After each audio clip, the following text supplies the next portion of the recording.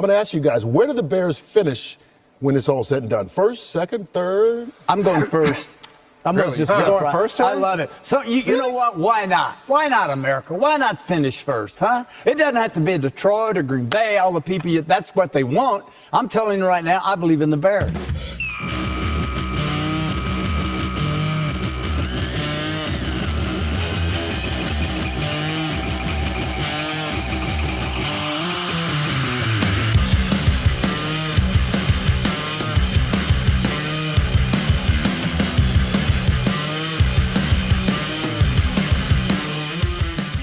I think we're inching closer to that quote unquote normal game that podcast dad desires. But I won't go full normal just yet. There was a lead, there was a feeling we should be up by more. We were losing, and then we won the game, and we definitely had some moments where you thought, here we go again. But in the end, we and JJ Watt found ourselves repeating something that we've been saying for a majority of the season. Not the same old Bears. So, what did we learn about the Bears this week? I think J.J. Watt summed that up. And we talked about this, right? That it doesn't feel the same. I know we've had these ebbs and flows and ups and downs. That was a game I think a lot of Bears fans, at least ones that I've talked to, were kind of expecting to lose, right? They thought Rodgers was going to play. He didn't end up playing. How much of a difference did that make? But the entire defense was very decimated, with the news that Edmonds went on the IR, Edwards is still out, Sewell's got an elbow injury, so your whole linebacking core is out. And then your secondary is still beat up, and then in the middle of the game, you lose a linebacker and a cornerback, the two position groups that you were already thin at going into the game. And you're down 14-7 after a terrible play by Caleb. And you're just like, can they rally from this? And man, a Flu's team would have folded like a cheap tent, in that situation. But these guys rallied, and I think we learned that, like, don't. And Kyle Brandt has this fun segment on Good Morning Football. It's like a tradition he does now of like tweets from sad Bears fans, where he reads out tweets of Bears fans mailing it in while the game is still going on. And he like reads them off and he goes, "Oh, it's over. They're down at halftime. Turn it off." No, you should have left it on because this team comes back and wins. And he just like yells at him. So it's pretty cool, right? Like, you're never out of it. And I think it's been really a lot of fun to watch, especially with the way this coaching staff is able to handle some of these punches and some of these injuries. What do you think, or what have you been noticing from a defensive side that the Bears, like, what did they do in that game to maybe make up for just the lack of people?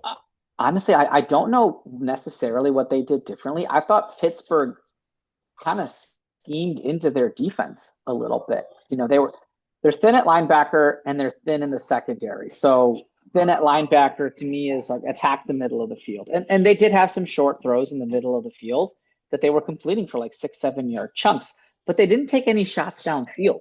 They took one shot downfield and it was intercepted by Nashawn Wright. And after that, Rudolph just seemed scared to throw it downfield. And so they were able to bring everybody up. And so if you noticed, the rushing attack was way less effective in the second half. Even when they were completing those short passes, they were getting tackled before the sticks, before the first down marker. And so I think the linebackers, DeMarco Jackson and Amen Ogbengmiba, I'm going to pronounce that wrong, led the team in tackles because they were just getting to the ball carriers before they got past those first down sticks. So I thought, honestly, the Steelers' offensive game plan could have really made things bad for the Bears, but they just didn't lean into what they should have. I didn't know much about Mason Rudolph kind of going into this game. I mean, watching this game, he really didn't, like, as you said, like, didn't really have much of a throwing game, but kind of the announcers, as they were talking about him leading up to the game, he does seem like a competent dude. I mean, it isn't Aaron Rodgers, but a guy. Yeah. He's a veteran backup, and he doesn't have a bad arm. He can throw it downfield. I just don't know. Maybe DK got hobbled a little bit. He was in and out of the game. That could have had something to do with their game plan, but they just seemed unwilling or afraid to throw the ball downfield. And the Bears realized it and then just started bringing everybody in. Yeah. I mean, it's like, Nashawn Wright's kind of in the beginning. It was a little up and down a little bit, but I mean, that man, like, looks. What a wild player. I mean, what is it? Five picks, seven Yeah, takeaways, long ass arms. He almost had a second one in that game too. I think it yeah. was like Rudolph's like third throw or something like that. Like he was really like He would have his. picked off the last play of the game too. I think if Brisker hadn't tipped it, it would look like it was going right to him. And Yeah. so he is just such a boomer bust player, man. Like, and he didn't have a lot of busts, to his credit on Sunday. Not a lot of blown coverages. He was playing really well. He played really well. He's going to get himself paid this offseason. Yeah. Yeah. I mean, the stories I've been sort of hearing about, Al Harris might be gone soon because of how good I he's been mean, doing with it's this. wouldn't Like, surprise me. Wouldn't surprise me. So yeah, it's been really, really ridiculous. I mean, I think at the bye week where we did the Pulse of the People, we talked about wanting to hear Montez Sweat's name. And I think yes, five of the last six games, he has at least one sack. I mean, we've been yeah, really hearing he him. turned it on, man. He had two sacks, three tackles, and a forced fumble. Like, and he should have had a third sack. I don't know how he didn't bring Rudolph down on that one, but Yeah. he was a monster. I mean, it seems like it takes the defensive line a little bit to get going. They're always quieter in the first half than the second half. And maybe that has something to do with the opposing team's offensive strategy if they're trying to pass more or whatever the case is. But Sweat really came alive. And I think the addition of Booker, it sort of timed that way, where Sweat's production has come on the second half of the season with Booker coming back after week 6 Mm. and kind of helping drive some of that. They need to get more pressure out of their tackles because even like Dexter had a 0% pressure rate yesterday. So they need more production out of their tackles, but Sweat has really come on. The Bears need him in a big way down the stretch. I do want to very quickly shout out a friend of the podcast, Abel, who at the beginning of the game said he said three sacks from Sweat, and then he corrected it to two sacks from Sweat and Nahshon Wright pick. And he said that All before right. the game began. He said a couple other predictions as well, but those I was just like, dude, that's fucking We'll just on. focus on the correct ones. Yeah, that's fucking on point, man. Nice work. Good job, Abel. Ah, Um, yeah, dude, it's really, really cool to see. I mean, I guess, it's like it's cool to see the people step up. It's cool to see yeah. that they can like, bend but not break. I mean, I don't know, I don't know how much offense the Steelers had, but as we've talked about in the past couple weeks, like, Yeah. They don't have a ton of firepower, so that helped. yeah, Um, just the way that they operate is very 1970s, so it did help. I think if you had that defense go up against a more modern offense, um, it would have been trouble. It would have been trouble. I actually think Philadelphia's offense isn't very modern either, so I think the Bears kind of do match up okay, uh, depending on who's available. Like, there's who knows, the defense could yeah. look drastically different depending on who's available. Tell me what you mean by modern versus not modern from an offense perspective.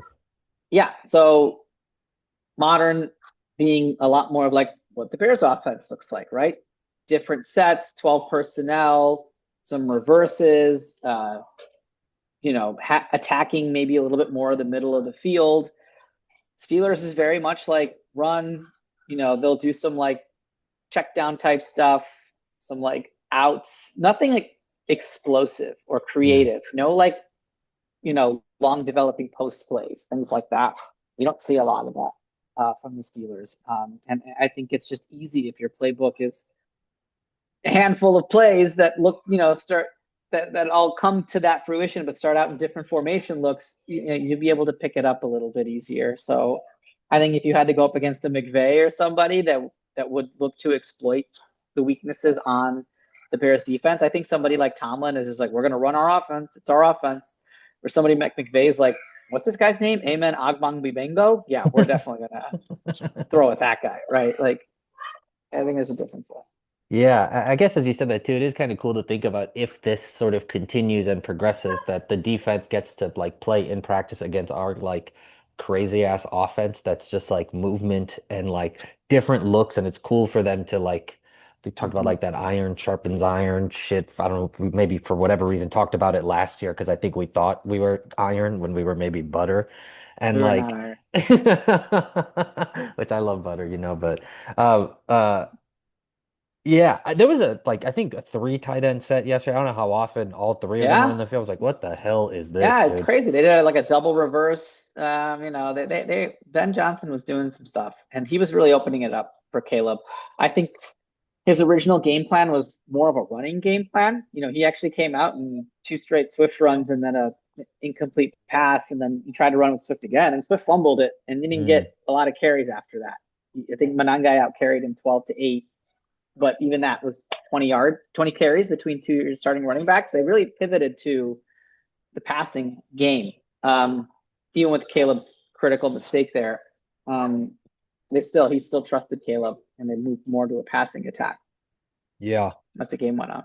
Does that change any of your, feelings about the running game, or like feelings No, about I think it Swift? changes I think it just like gives me more faith in Ben to be like, he's gonna do whatever works during the game. He's not married to a script or whatever. If something's not working, he'll pivot, and he'll pivot to something that will work. Like he'll be able to dissect what he wants to do next, and not just like throw a dart to be like, well, that didn't work, let's try plan 2, whatever plan 2 was, right? He'll come up with plan 2 on the spot, and he'll put it into motion.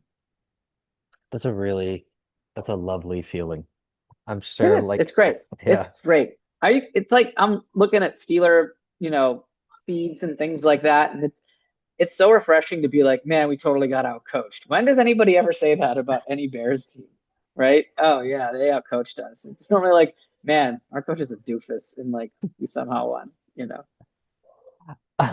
We've been talking about the subs on the defensive side of the ball. I want to ask you a little bit about the sub on the offensive side of the ball, and Ozzy Trapillo. Yeah. From his numbers, he had 1 pressure, 0 sack, no QB hits, an 88.4 pass pro effectiveness grade, whatever the fuck that means. I assume that's pretty good, but it sounds like he had a really good game for subbing in. And we'd been talking about the left tackle being, problematic over the Yeah. course of the season.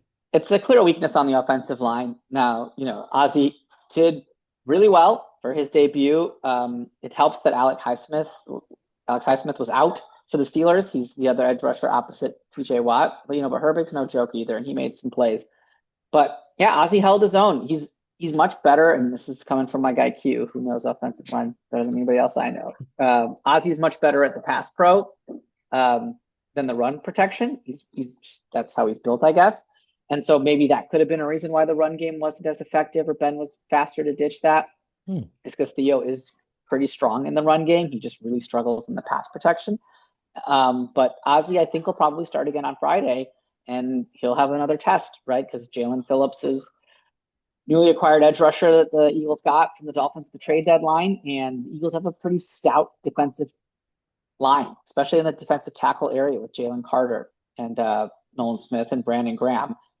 Ozzy might have to be on an island a little bit more. He might get a little bit less help. So he'll have to navigate that. But yeah, he did a great job. The best part about the best thing an offensive lineman can do is not get their name called, right? And he didn't get his name called at all on Sunday. So no holdings, no false starts, no, hands to the face, whatever. Just didn't hear his name, and that's great. Yeah, that's awesome. I actually was trying to find a stat they had. They were talking about the interior. I know he's on the outside, but they were talking about the interior offensive line. At some point in the middle of the game, the interior offensive line had played 676 of Crazy, 680 yeah. snaps together. That's like ridiculous number. So we're starting to see things come together, and when it's not, people are like showing up and making an Great. impact. As you were talking about Q, and the offensive line, I was wondering if his ability to pass protect has something to do with his arm length as opposed Of course to it does. Of course it does. about the arm length. Of course it does. I liked seeing like some DJ Moore catches and like long catches too, and he was like he's been kind of, not that he hasn't been in and out, but like it was nice to see him just get some love, get some shine, some like not screens to like get a bunch of yards, but actually like make not being a running back. Yeah, he had a great game, aside from the unsportsmanlike conduct penalty, which was stupid and put us back behind the sticks. Yeah. But other than that, yeah, he had a good catch in the end zone. And the other one, he was just like wide open. Yeah. So it's good to see. You don't know where it's going to come from, right? But who's gonna be the hot hand? Loveland continues to impress. So good from the rookie class and Yeah. TJ. Are there kind of looking at this game and maybe just thinking about like I guess the next game, but sort of like the rest of the season. I mean, what are you still hoping to see from an offense? I mean, we're getting closer to like, Tom Brady had Yeah, talked you're about. getting there. I mean, I think Caleb's accuracy is still, it's not where it needs to be, but honestly, the Bears lead the league in explosive plays. So they're taking a lot of shots down the field. They're taking a lot of big play attempts. And so I think your completion percentage is going to go down. I mean, the completion percentage is a byproduct of a good offense. It's not the cause of a good offense, right?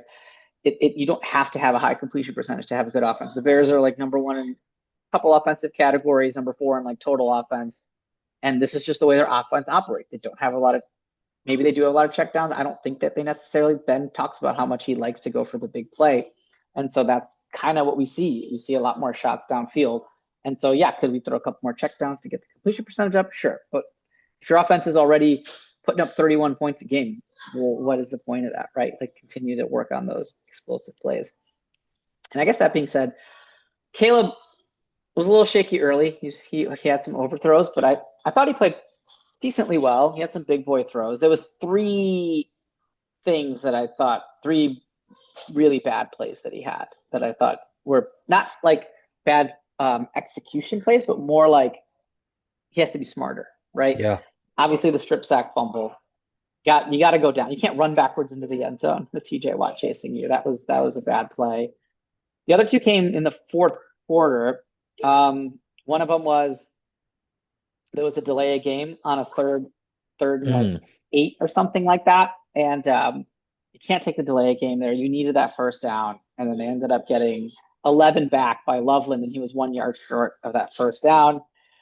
Ben Johnson, I think in his presser, was asked about it. And he's like, I'm not calling timeouts in that situation. I'm not going to burn those timeouts because I know I'm going to need them.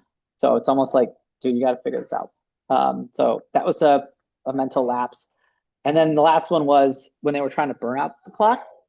They did 2 runs, ineffective because Pittsburgh knew they were going to run the ball. It's like 3rd and 7. And I was wondering what Ben was going to call. I thought he was going to call a rollout for Caleb to either like, hey, just take whatever you can get with your legs or take a high completion pass to Loveland or something like that. I don't think he called a rollout, but Caleb rolled out anyway. And then he did that thing where he just like throws it 1,000 miles an hour at the sideline. And it's just such a low percentage pass for him and the Bears in general. And like, just like, why are you doing that? The Steelers still had 1 timeout left. So it stopped the clock. They didn't have to use their timeout. Now, luckily for the Bears, they had an injured player on that play. And so they had to take an injury timeout that used up their last timeout. But if the Steelers had 1 more timeout on that last drive, I don't know.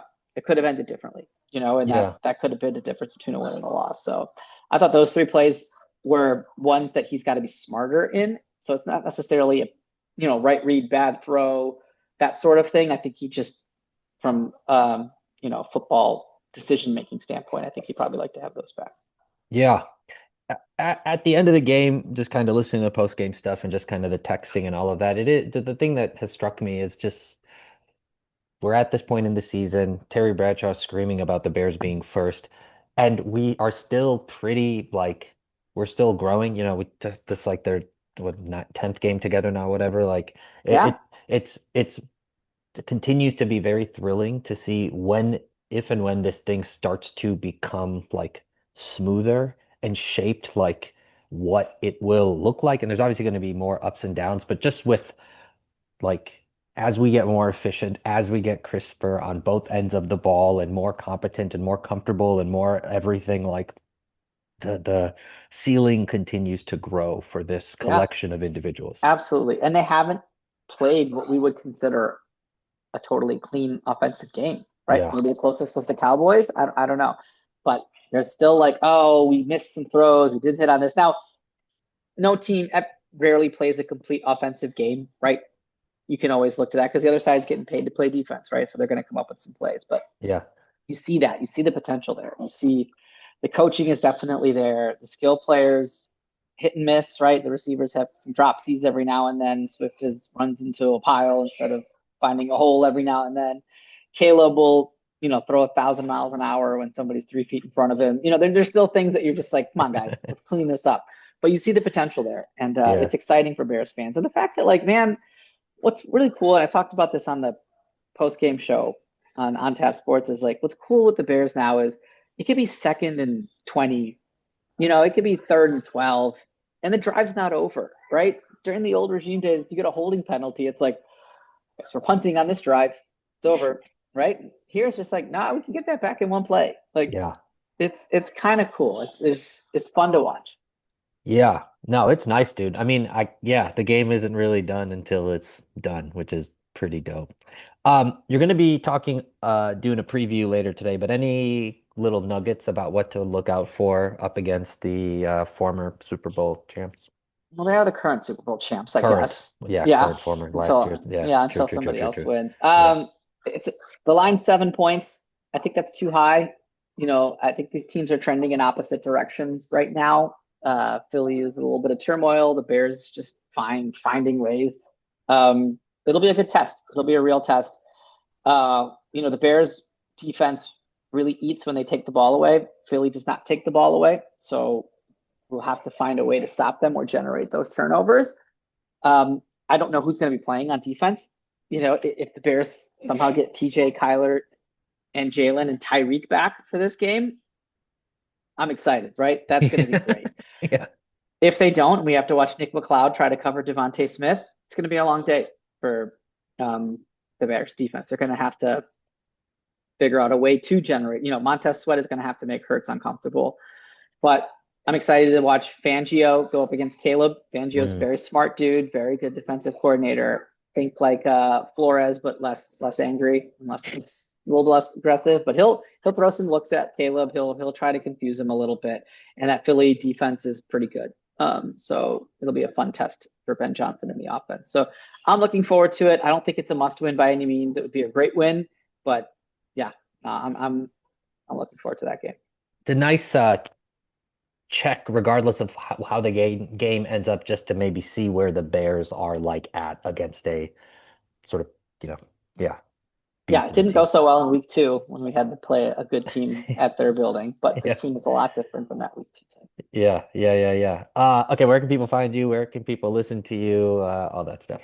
Yeah, check us out on Tap Sportsnet. Got a pod tonight doing a preview of the Eagles game. So you can find that on the YouTube channel. It'll go live. Or you can follow Bears on Tap and they'll tweet out the link. You can find all my stuff at ontapsportsnet.com, including basically a post-game breakdown of the Steelers game. A lot of what we just went over here, plus some other stuff. And all that can be found on my X at SMPatel06. And if you want to ever be on this podcast with your voice as an intro or just sending your thoughts to us, you can email it at bearsintheneighborhood@gmail.com. For Samir Patel, I am Chirag Rathod. We are the Bears in the Neighborhood, your weekly insight into the Chicago Bears in under... Birthday shout out. In under 30 minutes. And before we finish, we just need to do a birthday shout out to Pratik, aka Podcast Dada, aka P Dada, aka his kid listens to this podcast, and his kid is a tiny little baby. Happy birthday, my dog. Thank you for that. Happy birthday, buddy. We will catch you all next week. Good night, Saskatchewan.